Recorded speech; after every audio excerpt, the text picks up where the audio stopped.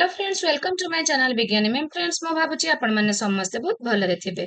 Friends, आज हम discussion करिबा गोटे कंप्लीट थियोरी जहाँकि जो माने ओटीईटी पेपर 1 देबे समस्त को पय दरकार एंड जो माने ओटीईटी पेपर 2 देबे जो माने साइंस स्ट्रीम रहिथिबे तो सेमानक पय आवश्यक। तो एटा होची आपणकर मैथमेटिक्स पेडागोजी रो यूनिट 1।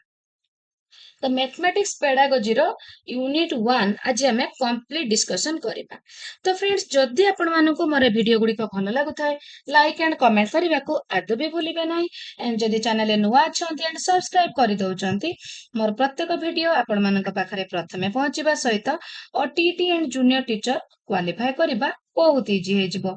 तो फ्रेंड्स, आपण मानकर मैथमेटिक्स यूनिट 1 रे रहिछि कोन आपणकर थियोरी ना आपणकर रहिछि।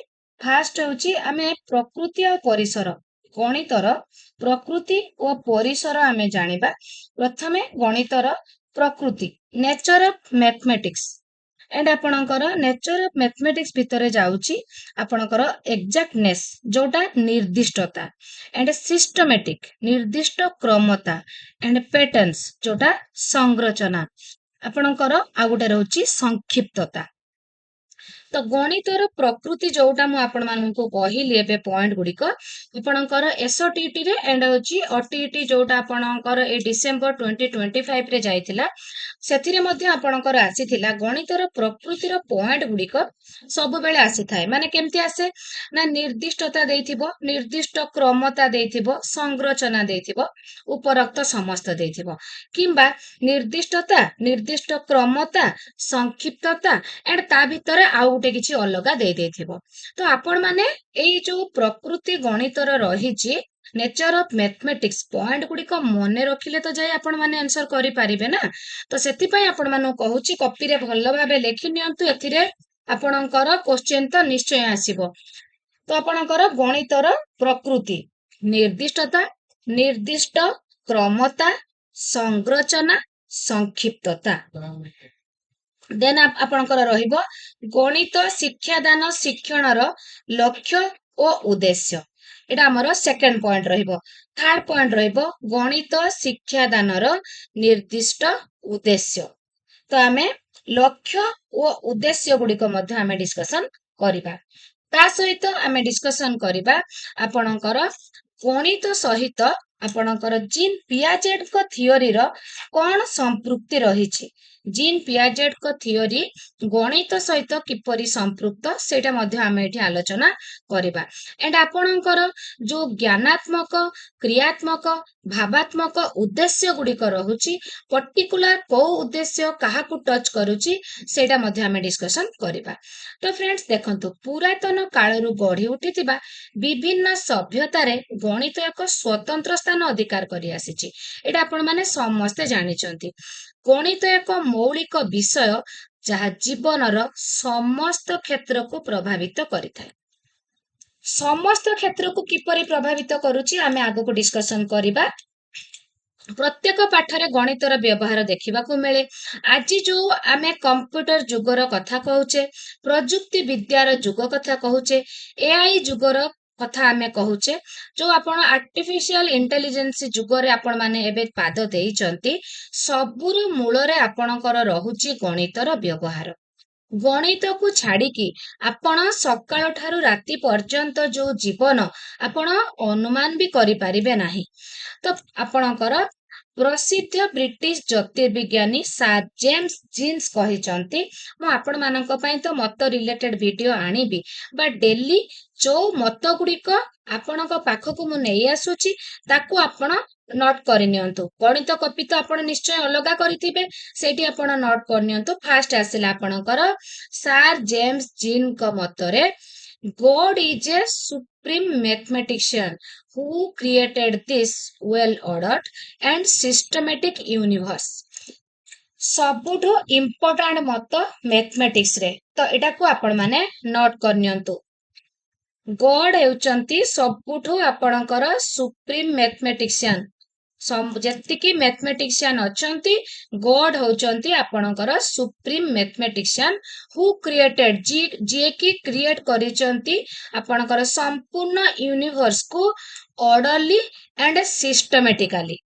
तो ए जो ऑर्डरली एंड सिस्टमेटिकली सब बेले मैथमेटिक्स रे ही थाए आपण मैथमेटिक्स टाकू जदि orderly and systematically and step by step न करिवे ताहले आपणकर गणित भूल हो जिवो कि नहीं।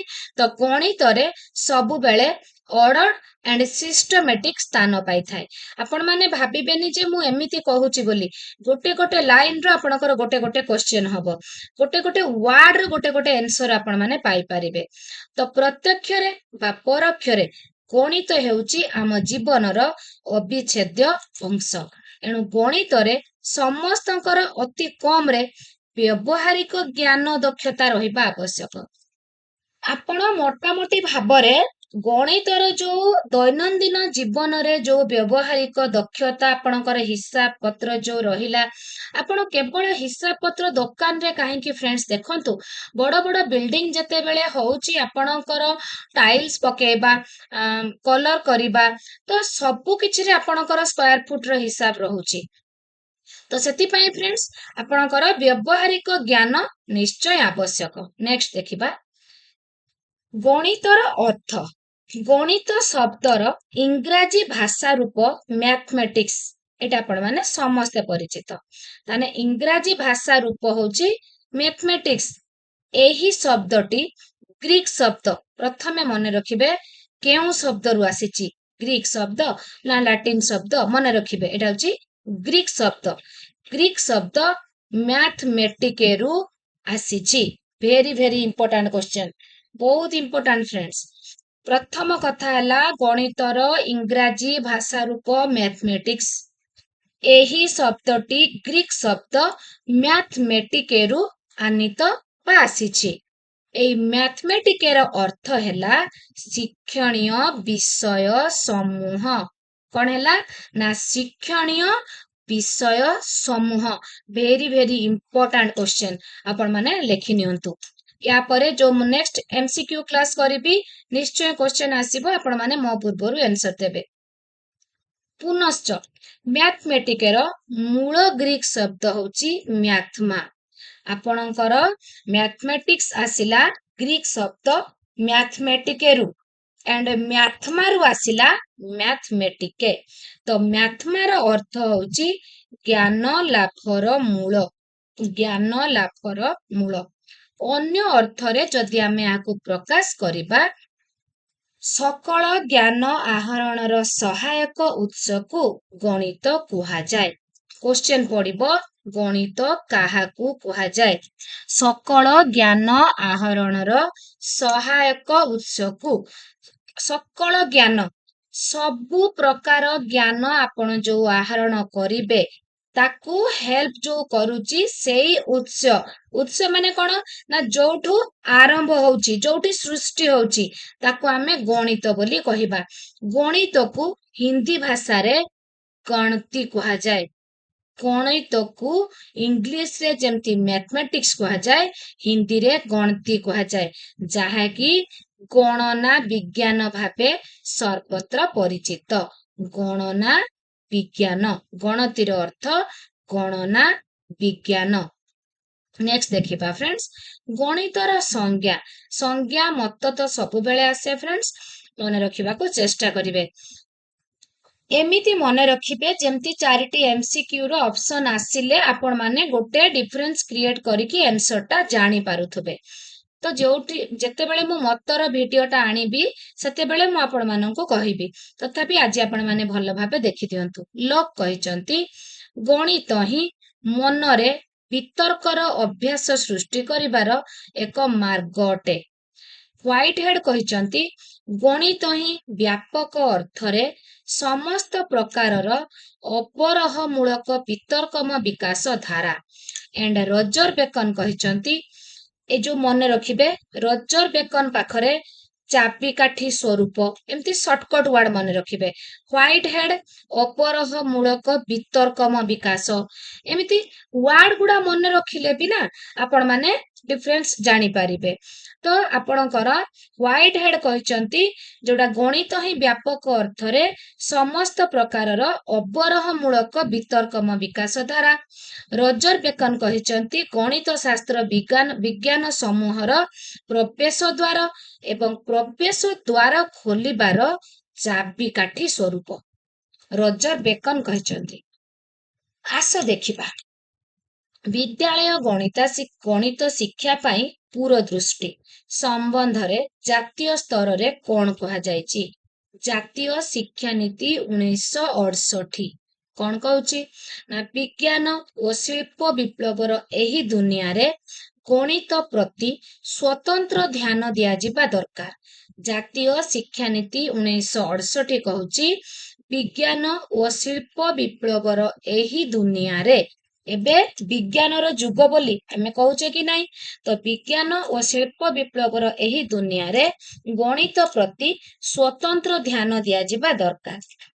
तो जातीय शिक्षा नीति 1986 कहूची गणित शिक्षार्थी मानंकु भाबिबा जुक्ति करिबा विश्लेषण करिबा कारण दर्शेबा उद्देश्य रखिबा उचित। आपणकर गणित रे जुक्ति करिबा जुक्ति युक्ततारे आसीबा विश्लेषण संश्लेषण एगुड़िक सब आसे कि नाही। तो एटा आपणकर कहूची जातीय शिक्षा नीति 1986 एंड जातीय पाठ्यक्रम आधार 2005 एनसीएफ 2005 एबे पुणी हमर निकट अतीत रे एनसीएफ 2023 हैची एंड ओसीएफ जो 2007 थिला हमर ओसीएफ 2025 पुणी नुआ हैची। गणित शिक्षण पिलार चिंता वर्णना प्रश्नोत्तर आलोचना गाणितिक जुक्ति वृद्धिर दक्षता सरलीकरण सिद्धांत ग्रहण इत्यादि उपरे पर्यवेसित। एबे आसिला गणितर परिसर केते व्यापक देखंतु फ्रेंड्स। गणितर परिसर मनुष्य आय व्ययर हिसाब करिबा दैनंदिन जीवनर हिसाब करिबा गणित पाटी गणित बीज गणित परिमिति ज्यामिति ट्रिगोनोमेट्री कैलकुलेशन ए सबु प्रणाली परिसरभुक्त एंड गणित मध्य विज्ञान जगतर राणी। आपण गणित को विज्ञान जगतर राणी कहूचे। तो गणित ही पदार्थ विज्ञान रसायन विज्ञान प्राणी विज्ञान उद्भिद विज्ञान कृषि विज्ञान सबु जेतिकी टाइप रे आपणकर विज्ञान रहिची सबु गणित रे अंतर्भुक्त। आ गुटे देखिबा अर्थशास्त्र जोटा आपणकर इकोनॉमिक्स हिस्ट्री आपणकर पॉलिटिकल साइंस जियोग्राफी सबु गुड़िक लॉजिक आपणकर जेतिकी सबु रहिला पाठ सबु रे आपणकर गाणितिक ज्ञानर प्रयोग को परिसरभुक्त करिथाय। गणित शिक्षादानर गुरुत्व गणित शिक्षादान करिबा द्वारा पिलार मानसिक शक्तिर विकास हुए। मानसिक शक्तिर विकास हुए। गणितर नीति नियम संश्लेषण विश्लेषण समस्या एगुड़िक सब बुझीबाकू पिलार मौलिक चिंतन स्मृति शक्ति जुक्ति शक्ति सब कार्य करे जहा फल रे पिलार मानसिक शक्तिर विकास हुए। एई पॉइंट गुड़िक मने रखंतु। गणित शिक्षादानर गुरुत्वर प्रथम पॉइंट मानसिक शक्तिर विकास। सेकेंड पॉइंट प्रकृति अध्ययन पाई प्रयोजन। जेतेबेले आपण प्रकृति को अध्ययन करिबे विश्वर चंद्र सूर्य ग्रह तारा नक्षत्र सबु अध्ययन करिबा पाई मध्य आपनको गणित जानिबा आवश्यक। थर्ड रे रहिला धारणा गठन। गणित पाठ शिक्षार्थी तथा मनुष्यर भावना शक्ति तथा कल्पना शक्तिर विकास घटै थाए जहा द्वारा वस्तु पदार्थ संबंध रे धारणा आनिबा ता मध्यरे थिबा संपर्क निर्णय करिबा को आमे समर्थ हो। फोर्थ मनोभावर परिप्रकाश। गणित संपर्कित धारणा परिप्रकाश निमंते विभिन्न शब्द भाषा प्रतीकर आमे सहारा नहीं थाउ। गाणितिक ज्ञानर प्रयोग कोठी हुए सबु विषय रे गाणितिक ज्ञानर प्रयोग हेउची। आर्थिक विकास देशर आर्थिक विकास कृषि वाणिज्य व्यवसाय शिल्प परिवहन बैंक आदि मध्य गणित उपरे निर्भर करुची। गणित बिना देशर आर्थिक विकास ଥିବା ସ୍ୱପ୍ନ ବୋଲି କୁହାଯାଏ। ସୌନ୍ଦର୍ଯ୍ୟାତ୍ମକ ଜ୍ଞାନର ବିକାଶ, ଏଇ ପଏଣ୍ଟ ଗୁଡିକ ଲେଖି ନେବେ ଫ୍ରେଣ୍ଡସ୍, କାହିଁକି ନା ଏଇ 10ଟା ପଏଣ୍ଟରୁ 4ଟା ପଏଣ୍ଟ 3ଟା ପଏଣ୍ଟ ଦେଇଥିବ, ଗୋଟେ ଅଲଗା ଦେଇଥିବ, ଆପଣଙ୍କୁ ଡିଫିକଲ୍ଟ ହବ ବାଛିବାକୁ। ତ ଏଇ ଯୋଉ ଗଣିତର ଯୋଉ ଗୁରୁତ୍ୱର ପଏଣ୍ଟ ଗୁଡିକ ଲେଖି ନେବେ। ସୌନ୍ଦର୍ଯ୍ୟାତ୍ମକ ଜ୍ଞାନର ସୁଷମ ବିକାଶ ସମ୍ଭବ ହୋଇଥାଏ ଗଣିତ ଦ୍ୱାରା। ସାମାଜିକ ପ୍ରଗତି, ଗଣିତ ବିନା ବିଜ୍ଞାନର ପ୍ରଗତି ଥିବା ସ୍ୱପ୍ନ କହିକି ଗଲି। ତ ଗଣିତ ବିନା ସମାଜ ଦେଶର ମଧ୍ୟ ପ୍ରଗତି ଆଦୌ ବି ସମ୍ଭବ ନୁହେଁ। ତ ନେକ୍ସଟ ଦେଖିବା ସମସ୍ୟା ସମାଧାନ ସାମର୍ଥ୍ୟର ବିକାଶ। ଆପଣ ଯେତେ ଗଣିତରେ ଫ୍ଲୁଏଣ୍ଟ ହେବେ, ଆପଣ ସେତେ ଭଲ ସମସ୍ୟା ସମାଧାନ କରିପାରିବେ। ସୃଜନୀ ଶକ୍ତିର ବିକାଶ, କ୍ରିଏଟିଭିଟି, ଗାଣିତିକ ସମସ୍ୟାର ସମାଧାନ ଦ୍ୱାରା ଶିକ୍ଷାର୍ଥୀ ମାନଙ୍କ ଭିତରେ ଧୈର୍ଯ୍ୟ ଓ ଆତ୍ମବିଶ୍ୱାସର ବୃଦ୍ଧି ହେଇଥାଏ। ଏଟା ଗୋଟେ କ୍ୱେଶ୍ଚନ ହେଇପାରିବ। ଗାଣିତିକ ସମସ୍ୟାର ସମାଧାନ ଦ୍ୱାରା ଆପଣଙ୍କର ଶିକ୍ଷାର୍ଥୀ ଧୈର୍ଯ୍ୟଶୀଳ ଓ ଆତ୍ମବିଶ୍ୱାସୀ ହୁଏ। ତ ସେଥିପାଇଁ ତା ପାଖରେ ନୂଆ ନୂଆ ନିୟମ, ସୂତ୍ର, ସିଦ୍ଧାନ୍ତ ମାନ ସେ ନିରୂପଣ କରି ଗଣିତ ଜଗତକୁ ଆଲୋକ ଦିଏ, ଯାହା ଫଳରେ ଯେତେ ନୂଆ ନୂଆ ସୃଷ୍ଟି କରିବ ତାର ସୃଜନ ଶକ୍ତିର ବିକାଶ ହବ। ତ ଗଣିତ ତ ଆମେ କହୁଛେ, ତ ଗଣିତ ଶିଖିବାର ଅସୁବିଧାଟା ତାହେଲେ ଫ୍ରେଣ୍ଡସ୍ କଣ?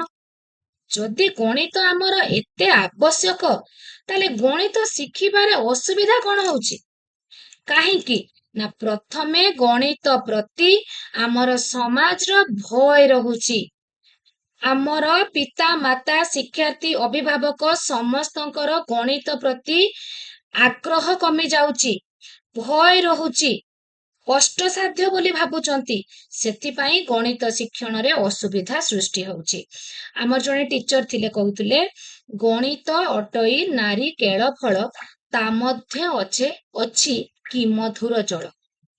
ନାରିକେଳ ଫଳ ମାନେ ନଡିଆ, ନଡିଆଟା ଯେମିତି ଟାଣ, ଗଣିତଟା ସେମିତି ଟାଣ ବୋଲି ଆମେ ଭାବୁଛେ, କିନ୍ତୁ ତା ଭିତରକୁ ପଶିଲେ ଆପଣଙ୍କୁ ଯେମିତି ନଡିଆ ଭିତରେ ମିଠା ପାଣି ମିଳେ, ଠିକ ସେମିତି ଗଣିତ ଭିତରକୁ ପଶିଲେ ମଧ୍ୟ କେବଳ ମିଠା ହିଁ ମିଳିବ।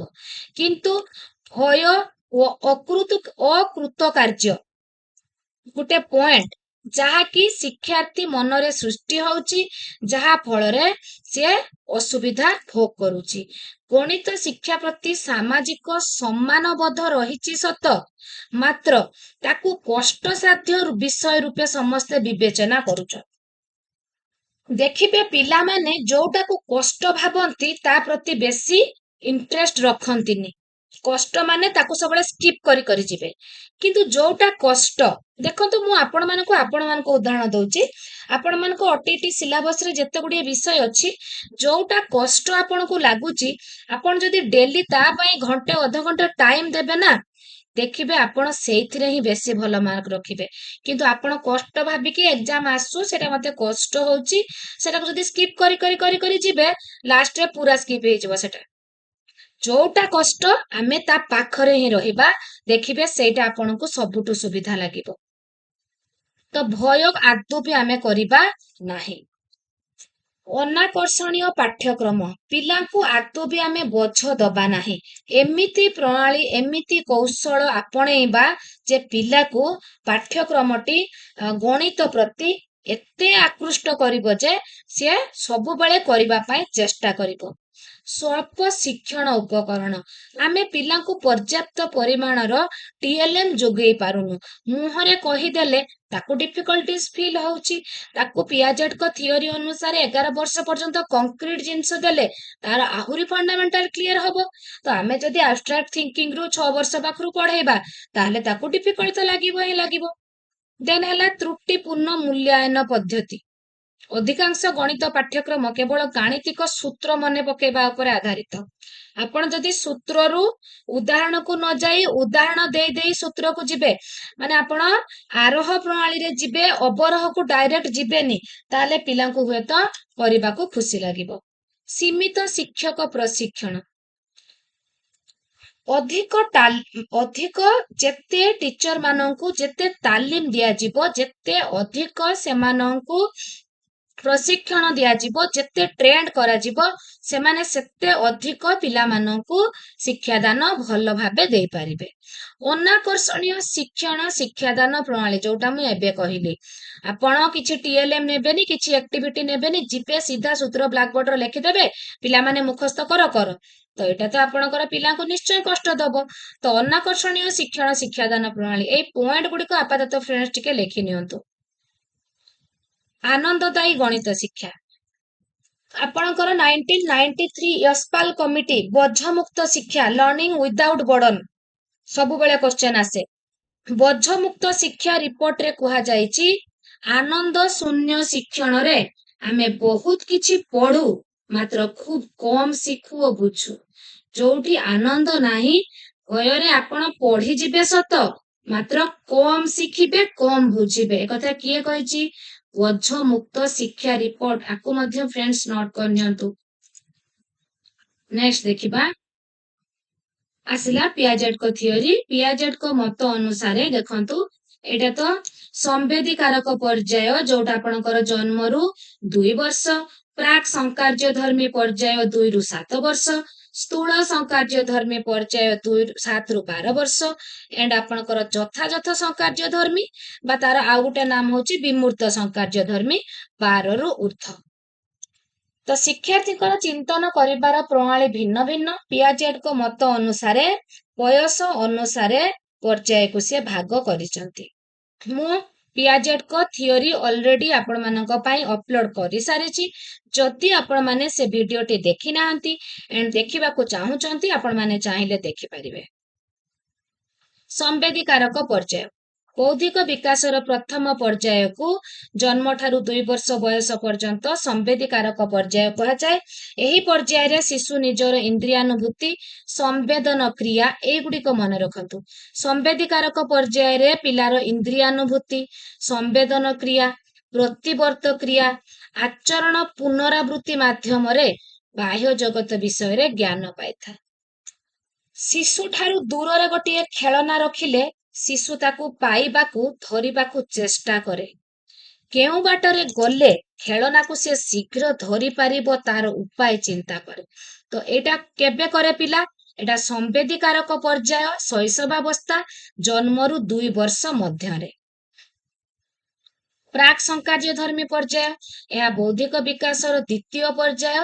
ଏହା 2 ରୁ 4 ବର୍ଷ, ଯୋଉଟା ପିଲା, ଏଟା ପ୍ରକୃତରେ 2 ରୁ 7 ବର୍ଷ, ତାକୁ 2 ଭାଗରେ ଭାଗ କରାହେଇଛି। ପ୍ରଥମ ପର୍ଯ୍ୟାୟ 2 ରୁ 4, ଦ୍ୱିତୀୟ ପର୍ଯ୍ୟାୟ 4 ରୁ 7।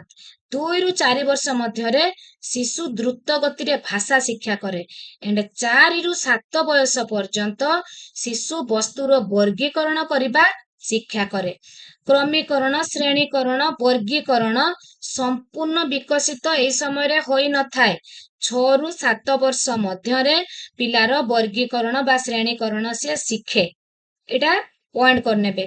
ବସ୍ତୁର ଆକୃତିର ପରିବର୍ତ୍ତନ ହେଲେ, ଭାଗ ଭାଗ କଲେ ମଧ୍ୟ ଏହା କ୍ଷୟ ହୁଏ ନାହିଁ, ଏହା ଶିଶୁ ଜାଣିପାରେ ନାହିଁ।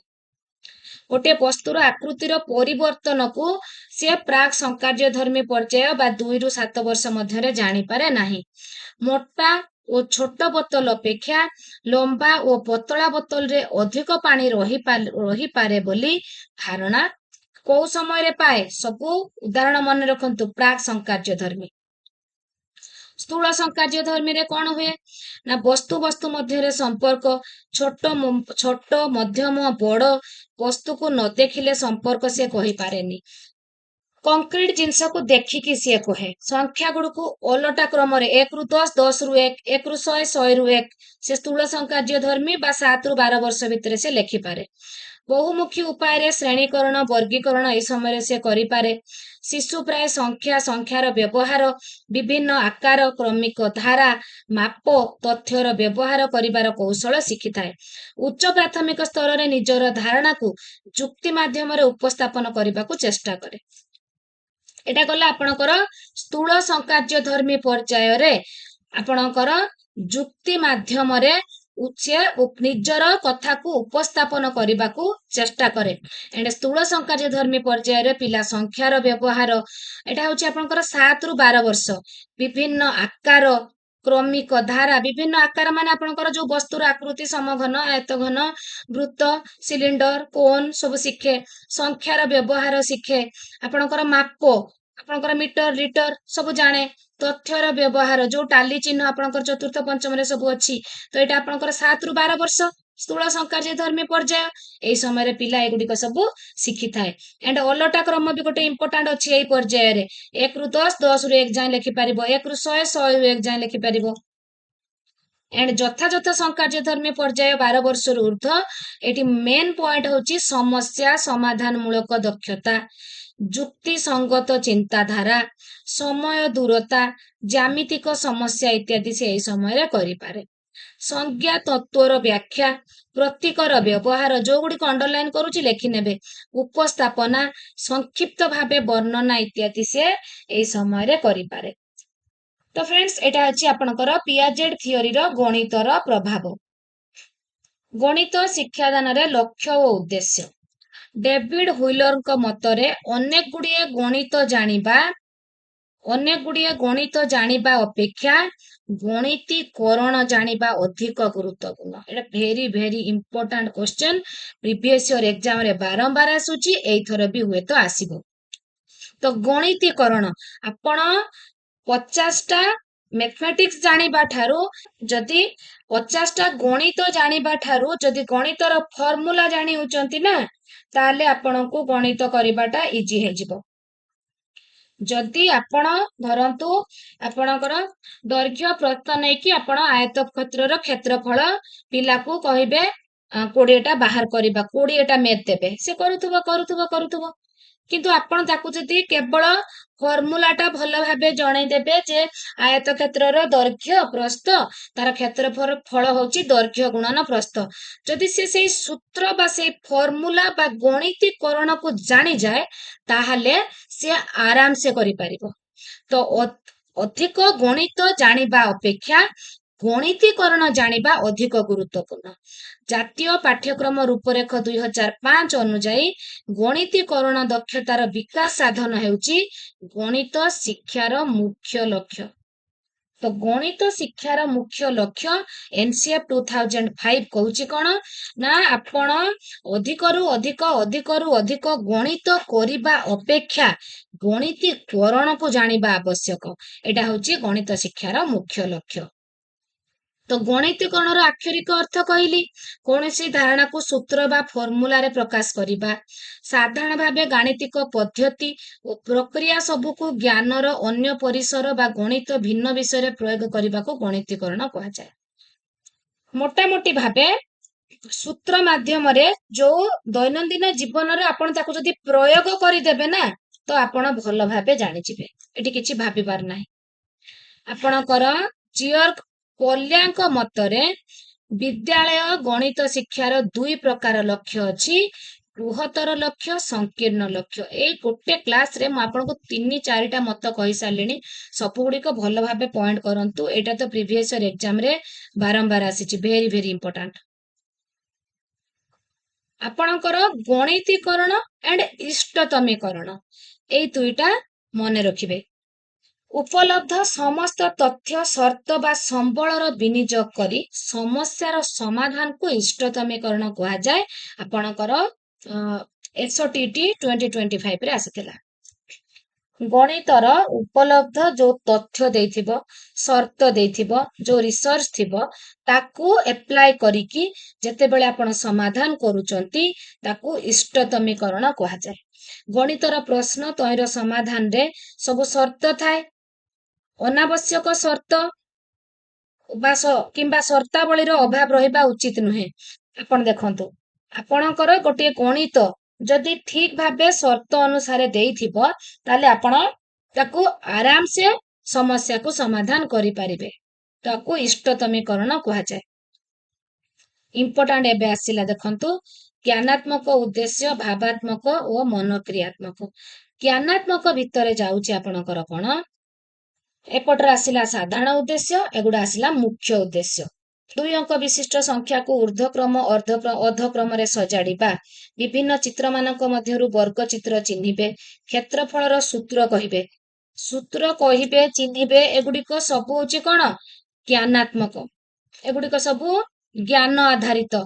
ବିଭିନ୍ନ ପ୍ରକାର ସଂଖ୍ୟାକୁ ବର୍ଗୀକରଣ କରିବା, ପ୍ରକୃତ ଅପ୍ରକୃତ ସଂଖ୍ୟା ମଧ୍ୟରେ ପାର୍ଥକ୍ୟ ଦର୍ଶାଇବା, ବର୍ଗଚିତ୍ର ଆୟତଚିତ୍ର ଲକ୍ଷଣ ଗୁଡିକୁ ତୁଳନା କରିବା, ଗାଣିତିକ ଉକ୍ତିରେ ଭୁଲ ଥିଲେ ସଂଶୋଧନ କରିବା, ଆୟ ବ୍ୟୟର ହିସାବ କରି ଫଳାଫଳ ନିର୍ଣ୍ଣୟ କରିବା, ବଜାର ସଉଦା କରିବା ବେଳେ ମୁଦ୍ରାର ଯୋଗ ବିୟୋଗ କରିବା, ବିଦ୍ୟାଳୟ ବଗିଚା ଶ୍ରେଣୀକକ୍ଷର ଚଟାଣର କ୍ଷେତ୍ରଫଳ ନିର୍ଣ୍ଣୟ କରିବା, ବିଦ୍ୟାଳୟ ବାର୍ଷିକ ଉତ୍ସବରେ ହେବାକୁ ଥିବା ଖର୍ଚ୍ଚର ଅଟକଳ କରିବା। ଏଟାକୁ ଭଲ ଭାବେ ଫ୍ରେଣ୍ଡସ୍ ମନେ ରଖନ୍ତୁ। ଏଟା ହଉଛି ଜ୍ଞାନାତ୍ମକ ଉଦ୍ଦେଶ୍ୟ। ଗାଣିତିକ ତଥ୍ୟ ସମ୍ବନ୍ଧୀୟ ଜ୍ଞାନ ଆହରଣ, ଉପଲବ୍ଧ ଗାଣିତିକ ଧାରଣାକୁ ବୁଝିପାରିବେ, ନୂତନ ପରିସ୍ଥିତିରେ ଗାଣିତିକ ଜ୍ଞାନର ପ୍ରୟୋଗ କରିବେ। ଏଟା ହଉଛି ଜ୍ଞାନାତ୍ମକ। ଏଟାକୁ ପୁରା ମନେ ରଖିଦେବେ। ଭାବାତ୍ମକ କଣ ନା ଗଣିତ ଶିକ୍ଷଣରେ ଆଗ୍ରହ ବୃଦ୍ଧି ହଉଥିବ, ଗଣିତ ଶିକ୍ଷା ମାଧ୍ୟମରେ ବ୍ୟକ୍ତିତ୍ୱର ବିକାଶ ହଉଥିବ, ଆପଣଙ୍କର ମିତଭାଷୀ ହଉଥିବେ, ଅନାବଶ୍ୟକ କଥା କହିବା ଲେଖିବା କମ କରିବେ, ଶୃଙ୍ଖଳିତ ହେବାକୁ ପସନ୍ଦ କରିବେ, ଅଧିକ ଆତ୍ମବିଶ୍ୱାସୀ ହେବେ। ଏଇଟା ପ୍ରାୟ ଆସେ ଏକ୍ଜାମ ରେ ଭାବାତ୍ମକ ଉଦ୍ଦେଶ୍ୟରେ। Very very important. ଏଠି ଆପଣଙ୍କର ରହୁଛି ଗାଣିତିକ ଖେଳ, କୁଇଜ, ଶ୍ରେଣୀରେ ପ୍ରଶ୍ନ ଉତ୍ତରରେ ଅଧିକ ଅଂଶଗ୍ରହଣ କରିବେ, ଗଣିତ ସମ୍ବନ୍ଧୀୟ ରଚନା ସଂଗ୍ରହ କରିବେ, ଯୋଉଠି ଭାବ ରହୁଛି, ଭାବ ସୃଷ୍ଟି ହଉଛି, ଭାବାତ୍ମକ ଉଦ୍ଦେଶ୍ୟ। ବ୍ୟକ୍ତିତ୍ୱ ଆଗ୍ରହ ବୃଦ୍ଧି ହଉଛି। ମନକ୍ରିୟାତ୍ମକ ଏଠି ପ୍ରୟୋଗ ହଉଛି, ଶୀଘ୍ର ନିର୍ଭୁଲ ଭାବରେ ଯୋଗ ବିୟୋଗ କରିଦଉଥିବ, ପରିଷ୍କାର ଓ ନିର୍ଭୁଲ ଭାବେ ଜ୍ୟାମିତିକ ଚିତ୍ର ଅଙ୍କନ କରିପାରୁଥିବ, କାର୍ଯ୍ୟରେ ଦକ୍ଷତା ହାସଲ କରିଥିବ, ସେଟା ହଉଛି ଆପଣଙ୍କର ମନକ୍ରିୟାତ୍ମକ ଉଦ୍ଦେଶ୍ୟ। ଫ୍ରେଣ୍ଡସ୍, ଏଠି ଗଣିତର ପ୍ରକୃତିର ପଏଣ୍ଟ ଗୁଡିକ ମୁଁ ଆପଣମାନଙ୍କୁ କହିଦେବି, ଟିକେ ପଏଣ୍ଟ ଗୁଡିକ ମନେ ରଖନ୍ତୁ। ଗଣିତ ହେଉଛି ଯୁକ୍ତି ସଙ୍ଗତ, ତାର୍କିକ ଯୁକ୍ତିର ଏକ ବିଜ୍ଞାନ। ଗଣିତ ହେଉଛି ଆପଣଙ୍କର ତାର୍କିକ ଯୁକ୍ତିର ଏକ ବିଜ୍ଞାନ। ଆଉ ଗୋଟେ ପଏଣ୍ଟ ଦେଖିବା, ଗଣିତ ହେଉଛି ସାଙ୍କେତିକ ପରିପ୍ରକାଶ, ସିମ୍ବଲରେ ପ୍ରକାଶ କରୁ ଆମେ। ଆଉ ଗୋଟେ ପଏଣ୍ଟ ଦେଖିବା, ସଂକ୍ଷିପ୍ତ ଅଭିବ୍ୟକ୍ତି। ଯୋଉ ପଏଣ୍ଟ ଗୁଡିକ ମୁଁ କହିଥିଲି ମନେ ରଖିବାକୁ, ଗଣିତର ସ୍ୱରୂପ, ଅମୂର୍ତ୍ତ ଧାରଣା, ଆବଷ୍ଟ୍ରାକ୍ଟ ଥିଙ୍କିଂ। ଆପଣ ଯେତେବେଳେ 4+5 ପିଲାକୁ ଶିଖେଇବେ, 4ଟା ଆମ୍ବ 5ଟା ଆମ୍ବ ଦେବେ, ସେଟା ହଉଛି କଂକ୍ରିଟ ଥିଙ୍କିଂ। ବଟ୍ ଯେତେବେଳେ ଆପଣ 4+5 ଦଉଛନ୍ତି, ସେଟା ହଉଛି ଆପଣ ଆବଷ୍ଟ୍ରାକ୍ଟ ଥିଙ୍କିଂ ରେ ଯାଉଛନ୍ତି। ବିଖ୍ୟାତ ଗଣିତଜ୍ଞ ଏଲବେର୍ସଙ୍କ ଭାଷାରେ ଅମୂର୍ତ୍ତତା ହେଉଛି, ମାନେ ଆବଷ୍ଟ୍ରାକ୍ଟ ଥିଙ୍କିଂ ହେଉଛି ଗଣିତର ବଳ, କିନ୍ତୁ ଏହା ଉପଯୋଗୀ ହେବ ଯଦି ଏହା ଅଧିକ ସଂଖ୍ୟକ ନିର୍ଦ୍ଦିଷ୍ଟ ପରିସ୍ଥିତିକୁ ଅନ୍ତର୍ଭୁକ୍ତ କରେ। ତାହେଲେ ଅମୂର୍ତ୍ତତା, ଏଲବେର୍ସଙ୍କ ମତରେ ଅମୂର୍ତ୍ତତା ହେଉଛି ଗଣିତର ବଳ, କିନ୍ତୁ ଏହା ଉପଯୋଗୀ ହେବ ଯଦି ଏହା ଅଧିକ ସଂଖ୍ୟକ ନିର୍ଦ୍ଦିଷ୍ଟ ପରିସ୍ଥିତିକୁ ଅନ୍ତର୍ଭୁକ୍ତ କରେ। ଆଉ ଗୋଟେ ପଏଣ୍ଟ ରହିଲା ଆପଣଙ୍କର ନିର୍ଦ୍ଦିଷ୍ଟତା, ବହୁତ ଇମ୍ପୋର୍ଟାଣ୍ଟ ରହିଛି। ପଏଣ୍ଟ ଗୁଡିକ ନିଶ୍ଚୟ ଲେଖି ନିଅନ୍ତୁ। ଶୃଙ୍ଖଳା ଓ ନିର୍ଦ୍ଦିଷ୍ଟ କ୍ରମ, ଗଣିତ ଶୃଙ୍ଖଳା ନିର୍ଦ୍ଦିଷ୍ଟ କ୍ରମ ନଥିଲେ ଗଣିତ ହୋଇପାରିବ ନାହିଁ।